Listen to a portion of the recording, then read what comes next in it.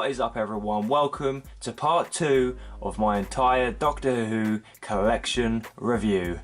In today's episode we are going to be focusing on this part of the glass cabinet, and of course, you may have already guessed it, it is all going to be Daypole again in this particular episode. Now the first thing I want to cover in this episode is of course the Cybermen, and as you can see I have actually army built this type of Cybermen, and the reason for that is, well, there's many reasons, let's face it. The first reason is they just look fantastic. They're so poseable, even though there's no articulation whatsoever, they just look so menacing, I feel. So the Cybermen represented here are of course from the Tomb of the Cybermen and also the Moonbase. So let's take a closer look. So like I mentioned before, these Cybermen don't actually have any articulation whatsoever, and they also come with a little black stand, so they literally are perfect for displaying. They never fall over, and it's just a fantastic way of being able to display such a great figure. Now the stand itself, here it is, has a bit of plastic sticking out, and of course this fits nicely into the hole on the bottom of the Cyberman. So there is literally no way these guys are going to fall over, and to me that's really important because when you're displaying such a, massive vast collection, you do not want figures falling over all the time. Admittedly, some of the Daypole figures I've got displayed have had to been blue tacked to the ground because there's just no other way you can open the glass cabinet door without having them fall over. Now Daypole did produce another Cyberman, and it was based around the Earthshock type Cyberman. This Cyberman had full articulation and was produced in absolute masses of quantities, and there are even some rare black ones which I also have, but we're not talking about that today. We're talking about these early Cybermen. Now these Cybermen were released around the year 2000, and unfortunately this was really beginning to be the end of the Daypole company producing Doctor Who items, and it's such a shame because as you can tell, the quality was just getting better and better. Now originally included with these Cybermen was going to be a Cybermat, but unfortunately that got scrapped once these Cybermen hit the mass markets. It would have been quite nice to have a little accessory, but I'm still just so glad we were able to get these Cybermen. Now they range from any price from 15 to 30 to even £40 sometimes. It really just depends on the person selling them and what they decide they want for it. I was lucky enough to get quite a few. I've actually got 7 down there, and I've got a few others dotted around the room. So I've got like a fairly large collection of these Cybermen, and as you can tell they really do look just so menacing. If I bring the camera up just a little bit, there we go, they really do just look, they're fantastic. You can have them displayed against anything and they'll just look great. Now another figure that was also released around this time was the second Doctor, Patrick Troughton. Here he is. It's a very small chap compared to the Cyberman, which is actually quite historically accurate, which is quite nice. Again, this figure has no articulation whatsoever, and it also has the display stand here, exactly the same as mentioned before with the Cybermen. The thing that's always stuck out in my mind about this particular figure is the Doctor's blue eyes, and you can see them there. They're so bright, they've probably really given them a little bit too much colour. But apart from that, it's a great figure. These were limited to 2000, so there is quite a lot of these figures, to be honest, and again they sell for around about £30. For obvious reasons I haven't got loads of these. You only need one really, but I do have another one looming around somewhere in its original packaging. These Cybermen and the Doctor were released in the clamshell packaging, but they were also released just in sealed bags. I don't know why or how that ever came about, but I have some of those in my TARDIS cupboard, and we'll get to that in another episode. So this Dalek here is actually one of my favourite Daleks in my whole entire collection. It is actually the BBC promotional Dalek, which was released in a clamshell packaging in 1999 to promote Doctor Who Night, which was shown on BBC Two, and I can remember watching that thinking, what a fantastic tribute to Doctor Who. Back then nothing was really on TV about Doctor Who, so this was just fantastic, and I watched it over and over again. Now unfortunately this one doesn't come with its original backing card, which one day I hope to get. Now there is a bit of a backstory with this Dalek. I originally made a video a couple of years ago now where I thought I already had this Dalek, but I was actually mistaken, and a expert in basically Dapol stuff, very kindly pointed out that indeed this wasn't the Dalek I had. The Dalek I had in that video was actually this one here, and if you can tell by the camera, it is a lot lighter. It has all the gold parts to it, but instead of it being a kind of light to dark grey, it's almost a white colour. And in fact, if I just put the very standard white and gold Dalek next to that one, you can see, you know, there's a reasonable amount of difference between this one and this one, but of course this one there's a whole lot of difference. And so now officially I have the correct Dalek, and I'm so glad that I've got that. Now the Dalek in the middle, this one here, it was actually a US exclusive, and it was to a company that was in Florida. It was available in limited quantities, rumoured to be less than 350, so it's still quite a rare Dalek. It was also available in a limited edition set containing 4 other Daleks, which was sold in a Millennium Dalek box with a sticker on the back with a number of the box set. All this information, by the way, I've managed to get hold of is from a website called Richard Who. I believe the website is currently undergoing some maintenance or whatever, but if you ever get a chance to have a look at it, then it's definitely worth doing. I've learned so much from that website. Really insightful stuff, really friendly guys that run the website, and they'll answer any questions that you may have regarding anything Dapol and Doctor Who related, really. So they're top blokes. Anyway, so let's move these Daleks out of the way, because technically these ones aren't in this part of the collection. I just wanted to show you the comparison to the BBC Two Dalek. I called it the BBC Two Dalek for obvious reasons. So, like I said, it's in mint condition, just like most of my other Doctor Who Dapol figures, and it's just fantastic. It really, really is nice. I think the gold really does pop on the figure, and it just makes it stand out. I just really hope that one day, like I said before, I'll be able to get the backing card to complete this Dalek completely.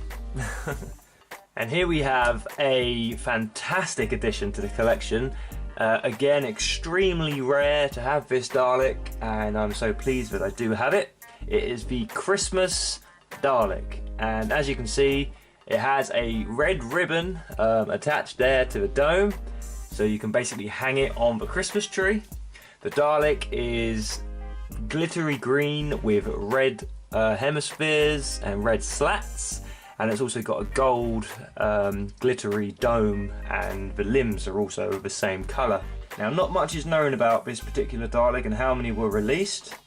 There are different variations that are known to exist with different colour ribbons, and like I said, I'm just so grateful to have this Dalek in my collection.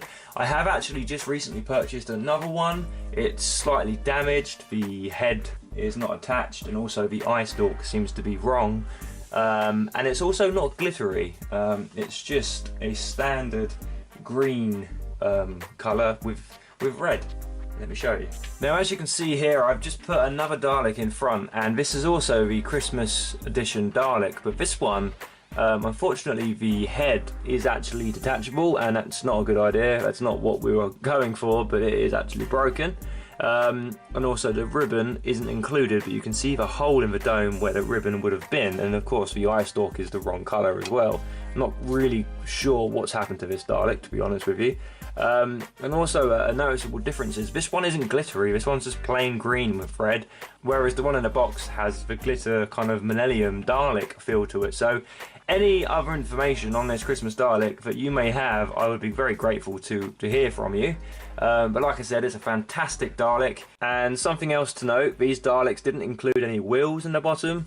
They were just really just hollowed out, so I guess they weren't too heavy, and then they could just hang on your Christmas tree, which I think is pretty cool for Dapol to have done. And of course, like I said before, they're extremely rare, and I'm so glad to have one in mint condition, and lucky enough to have another one that needs a bit of TLC.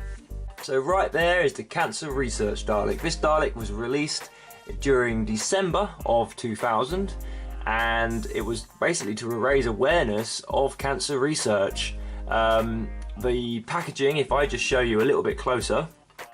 So the packaging here reads, "For Cancer Research Campaign, registered charity number is there. Help exterminate children's cancer with a special Dalek model. For every model produced, Daypole Limited will donate £2.50 to the cancer research campaign, available only from a Daypole factory during December of 2000. So these Daleks are monumental. I mean, you've got a primarily all evil being in the sci-fi universe helping out to such a good cause in the real world. I think Daypole absolutely smashed it when they released this. It's such a good idea, and it's so sad that we didn't have more of these kind of things produced before the company stopped making the Doctor Who line of merchandise. I'm lucky enough to actually have 4 of these.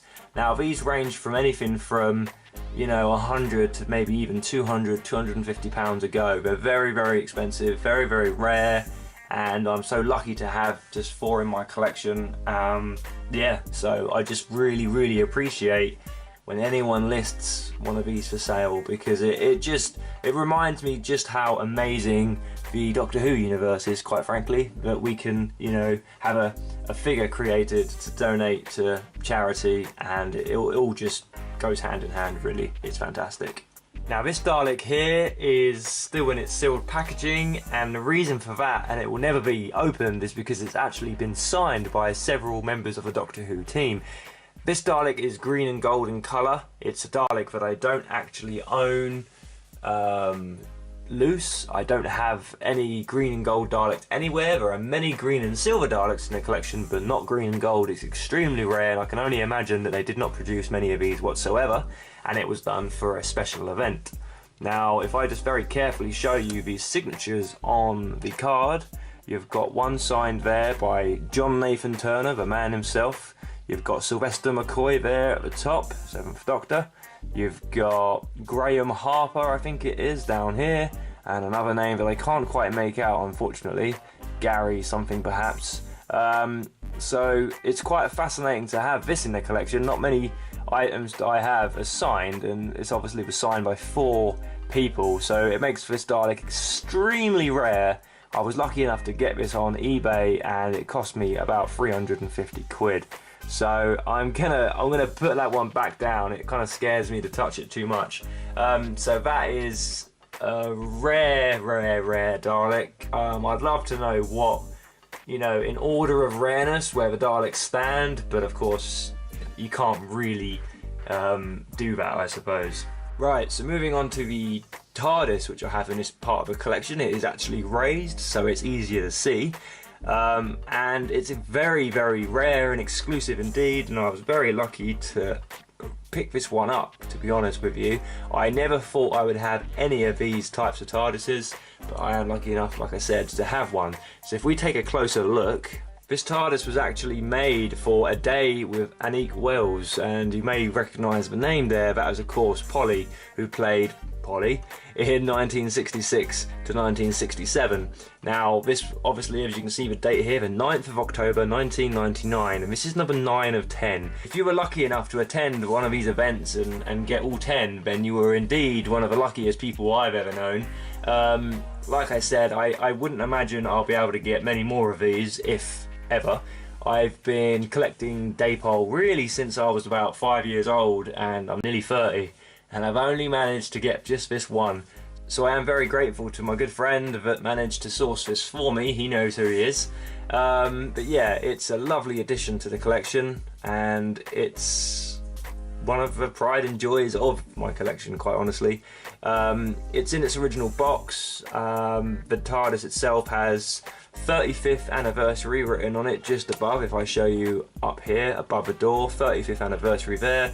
The inside is actually gold. All the roundels are gold instead of white and cream, and of course the doors there are gold as well, and all the writing down below, if I show you here on the police box part, where it says, you know, free for public access and all that, portal open, that's all written in gold as well. And of course it is signed by the lovely Annick Wells.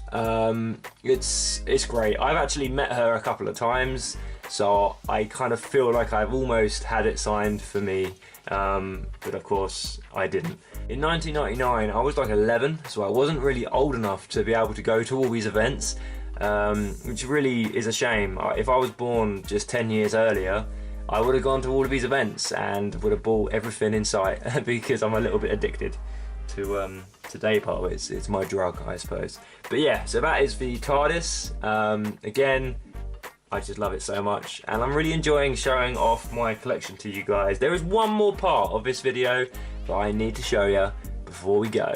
Now finally, moving on to the last Dalek in this part of the collection. This is the Transmat Dalek.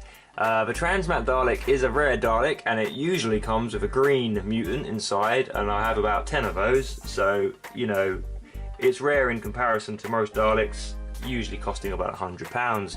But this one is a very, very special one. That's why it's in, I suppose, the special part of my collection. It has a brown mutant inside instead of a green one. So I've got a bit of information for this Dalek. It was actually a USA exclusive, and the brown mutant, really more of a light brown beigey colour, was advertised as the Ministry of Sound Vision, exclusive on the Florida-based company's early website, limited to only 50. So somewhere out there, somebody has got one of these. There's only another 49 of them. I would love to get another one, but I don't think I'll be getting any more anytime soon. This Dalek cost me, I can't even remember, but well over 300 quid a long time ago. So I'm so lucky to have this particular Dalek. Like I said before, the Transmat Daleks are rare enough on their own, fetching anything up to £100. But this one, having the brown mutant inside, makes it even rarer. So I'm very fortunate to have it. It comes with the backing card, which is just standard really. There's nothing special about that at all. But it is nice to be able to display that in its packaging, and it keeps it free from dust, I suppose, and that keeps it safe really. So yes, that is part 2 concluded, guys. I really hope you've enjoyed part 2 of this mammoth collection review. I really do appreciate all the kind comments you guys give me on these videos, and of course the likes help me as well. I will be making the 3rd installment of this adventure very, very soon, so be sure to keep checking out my channel, subscribe if you haven't already done so. Take care guys, bye for now.